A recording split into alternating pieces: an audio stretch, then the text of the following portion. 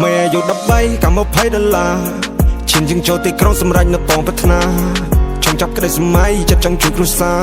ខ្ញុំប្រាប់ម៉ាអើយកុំភ័យគុណមិនដែលខ្លាចនរណាក្មេអាយុ13កម្ម$20ឈានជាងចូលទីក្រុងសម្រេចនៅបងប្រាថ្នាចង់ចាប់ក្តីសម័យចិត្តចង់ជួយគ្រួសារខ្ញុំប្រាប់ម៉ាអើយកុំភ័យគុណមិនដែលខ្លាចនរណាសំណួរច្រើនហូរហើយតែខ្ញុំគ្មានចម្លើយទេឬចាំដល់អាយុ40ទើបរកឃើញចម្លើយហ៊ានឈានជើងមកឆ្ងាយដែរមិនជោគជ័យមិនជួបម៉ែប្រាប់ប៉ាផងថាកូនប្រែខ្លាចជាមនុស្សធំហើយ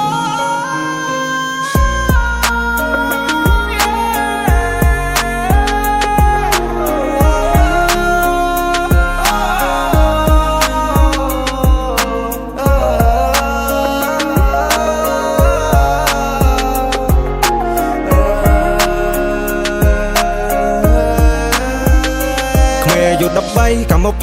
$20ឈានជាងចូលទីក្រុងសម្រេចនៅបងប្រាថ្នាចង់ចាប់ក្តីសម័យចិត្តចង់ជួយគ្រួសារខ្ញុំប្រាប់ម៉ាអើយកុំភ័យគុណមិនដែលខ្លាចនរណា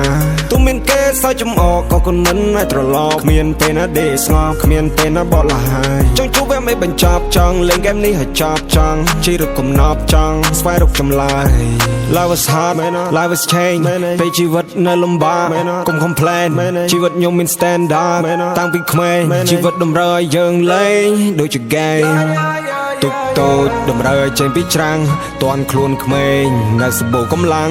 យើងត្រូវរែងដូចជាភ្លេង game នេះតម្រូវឲ្យយើងលេងសំឡេងតម្រូវឲ្យយើងចេះបត់បែនថែនទីចំនឹងដៃអ្នកកុំចំណាយប្រៀបខ្លួនឯងនឹងក្មេងដតីយើងចេញពីគ្រួសារក្រខ្សត់ផ្ទះក្បែរភ្នំព្រៃគេកូនអ្នកផ្សារយើងអាចរកបានថាជាអ្វីអញ្ចឹងហើយបានត្រូវតែតស៊ូជីវិតតម្រូវឲ្យកុំរអ៊ូ